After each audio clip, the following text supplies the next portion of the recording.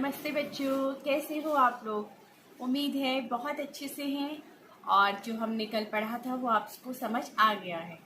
Subscribe और like तो कर ही रहे हैं मुझे। बेटा अब जो आज हम जो पढ़ने जा रहे हैं वो निबंध से ही, मैंने आपको कहा था ना मैं आगे का निबंध करवाऊंगी। तो पहले हम कल वाला पुनरावृत्ति करते हैं कि निबंध क्या होता है, उसके आगे मैं आपको निबंध के प्रकार बताऊंगी। तो निबंध क्या होता है, मैंने बताया था निबंध होता है एक बंधी हुई रचना, यानी क्रमबद्ध तरीके से जब अपने हम भावों को स्पष्ट रूप से व्यक्त करते हैं तो उसे हम निबंध कहते हैं। यहाँ पे देखेंगे, बंधी हुई रचना किसी भी विषय का क्रम पूर्वक तथा पूरी स्पष्टता के साथ जब विचारों को व्यक्त करते हैं, यानी स्पष्ट होते हैं बात हमारी और क्रम पूर्वक होती है, तो उसे हम निबंध लेखन कहते हैं, यानी वो निबंध लेखन कहलाता है। मैंने कल आपको बताया था बेटा निबंधों के भाग, निबंध के 3 भाग होते हैं। कौन कौन से 3 होते हैं? एक मैंने बताया था भूमिका, दूसरा क्या था बेटा विषय विस्तार, और तीसरा था उपसंहार। ठीक है, आज मैं आपको बता रही हूँ निबंधों के प्रकार। निबंध जो होते हैं बेटा 4 प्रकार के होते हैं।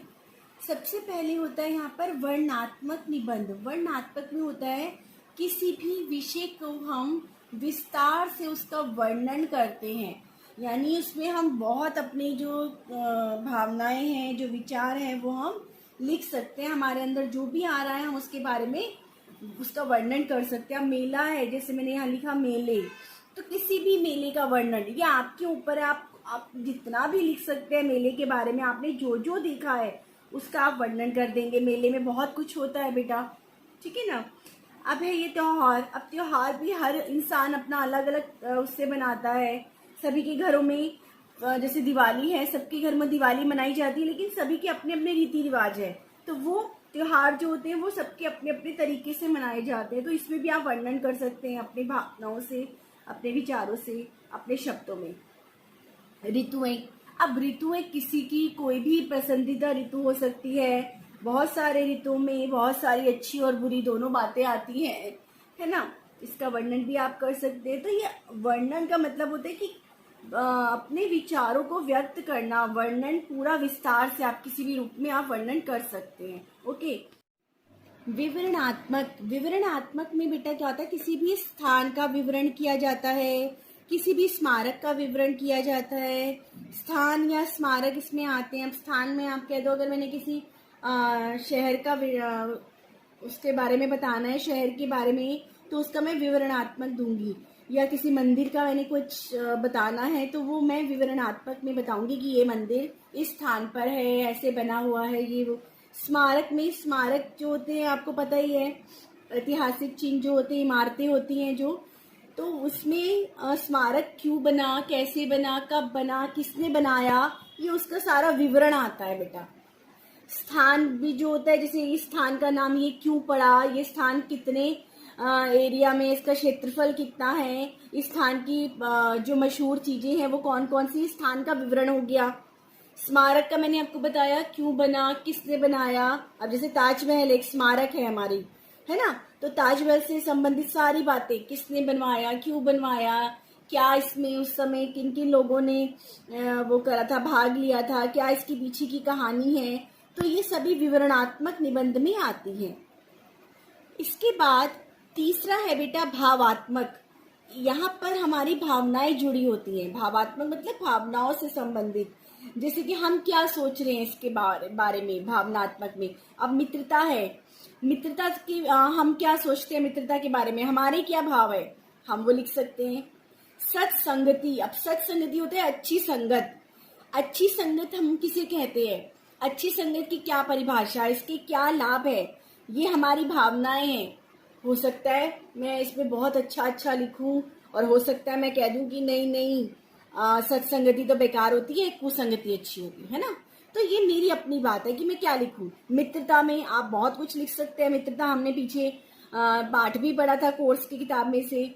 अबे परोपकार, परोपकार भी एक भावना होती है बेटा, किसी के ऊपर परोपकार करना। परोपकार का मतलब होता है दूसरों पर उपकार करना, यानी किसी के बारे में अच्छा करना, किसी के साथ अच्छा करना, किसी का भला करना, परोपकार है। ये हमारी भावना से जुड़ा हुआ है। इसीलिए ये भावात्मक निबंध हो गए। अब है विचारात्मक। विचारात्मक में हम करेंगे बेटा विचार इस बातों पे, क्या हमारे विचार है, राष्ट्र प्रेम के प्रति हमारे क्या विचार हैं, या बढ़ती जनसंख्या के प्रति हमारे क्या विचार हैं, या विज्ञान के जो लाभ हानि है उसके प्रति हमारे क्या विचार है। विचारात्मक में अपने विचार प्रकट कर रहे हैं राष्ट्र प्रेम के प्रति, है ना। सबकी अपनी अपनी भावनाएं हैं, सब अपने अपने विचार प्रकट कर सकते हैं। राष्ट्र प्रेम ऐसा होता है, ऐसा होता है, ऐसे करना चाहिए, ऐसे करना चाहिए। बढ़ती जनसंख्या के प्रति सबका विचार अलग हो सकता है। बढ़ती जनसंख्या लाभदायक है, नुकसानदायक है, क्यों नहीं होनी चाहिए, क्यों हो रही है, इसके क्या कारण है, क्या दुष्प्रभाव पड़ रहे हैं इसके।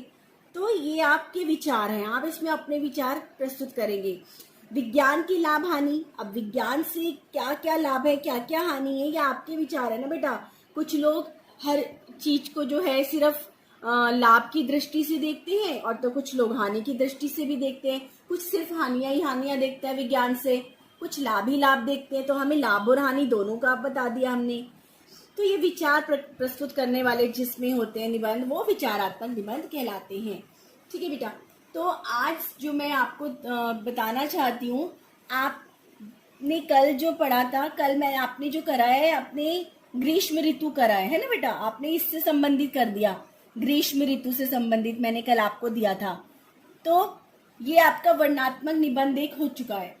अब मैं आपको देना चाहती हूँ विचारात्मक। अब विचारात्मक से संबंधित आप यहाँ पर 3 टॉपिक है बेटा, राष्ट्र प्रेम है, बढ़ती जनसंख्या है, और विज्ञान के लाभ हानि है। इन चारों में से राष्ट्र प्रेम, बढ़ती जनसंख्या, विज्ञान की लाभ हानि, तो इन सब में से आपको जो भी सही लगता है या जिस पे भी आप अच्छा सा लिख सकते हो बेटा, उसी विषय पर आप कोई भी एक निबंध लिख लीजिएगा। ठीक है। विचारात्मक का बढ़ती जनसंख्या है हमारा टॉपिक, और है राष्ट्र प्रेम है, विज्ञान की लाभ हानि है। इसमें से किसी भी एक विषय पर बहुत अच्छा सा निबंध लिखना है। इसके आपको चारों जो मैंने भाग बताए थे, पहले भूमिका लिखेंगे आप, ठीक है। उसके बाद विषय विस्तार लिखेंगे, उसके बाद उपसंहार लिखेंगे। विषय विस्तार में आप कुछ भी लिख सकते हैं, अपने विचार प्रस्तुत कर सकते हैं। भूमिका आपको बहुत अच्छी प्रभावशाली, आप किसी अन्य पुस्तक की भी मदद ले सकते हैं। आपके घर पे पुरानी कोई व्याकरण की बुक हो तो आप उसमें से भी पढ़ के, समझ के, और फिर अपने शब्दों में लिखेंगे। ठीक है। एक बात और बताना चाहती हूँ बेटा, जैसे कि आप लोगों को मैसेज मिल चुका है स्कूल के थ्रू कि हमारा जो स्कूल है वो हिंदी डेक्लेमेशन कंपटीशन जो है वो ऑर्गेनाइज कर रहा है। तो इसमें क्या करना है आप लोगों को बेटा, आप, मुझे पता है कि आप लोग बहुत अच्छे हो, आप लोग कर सकते हो। बहुत सारे बच्चे हैं मेरी नज़र में जो बहुत अच्छे से बोल सकते हैं। तो डेक्लेमेशन में आपको बेटा 2 मिनट की सिर्फ स्पीच बोलनी है एक तरह से। ठीक है, 2 मिनट तक आपको बोलना है, अपना वीडियो बनाना है, और आपका जो टॉपिक है वो है दूरदर्शन पर धार्मिक कार्यक्रमों के प्रसारण का बालकों पर प्रभाव। अर्थात यानी जो आप लोग आजकल देख रहे हो ना बेटा, रामायण या महाभारत जो आजकल टीवी पर आ रहा है दूरदर्शन पे, तो वो आपको बताना है कि उसका आप पर या बालकों पर क्या प्रभाव पड़ता है, आजकल के बच्चों पर जो है उसका क्या प्रभाव पड़ रहा है। तो इसके ऊपर आपको 2 मिनट का वीडियो बनाना है, बहुत अच्छे से बोलना है, और मुझे उम्मीद है आप में से ही कोई जीतेगा हमारा। तो ये जो स्कूल के जो हेल्पलाइन नंबर है ना बेटा व्हाट्सएप, उसी पे आपको वो करना, वीडियो बना के भेजना है व्हाट्सएप नंबर पे। ठीक है, अगर आप चाहो तो मैं एक बार आपको व्हाट्सएप नंबर बता देती हूँ। Helpline number 7428506562। आपके जो लास्ट डेट है ना बेटा, लास्ट डेट जो एंट्री भेजने की है वो 14 मई है, 14 मई 3 बजे तक का। तो इसलिए आप कोशिश करना आप लोग कि 14 मई दोपहर 3 बजे से पहले आप लोग बेटा अपनी जो है एंट्रीज, अपना वीडियो व्हाट्सएप पे भेज देना। ठीक है बेटा, all the best, thank you.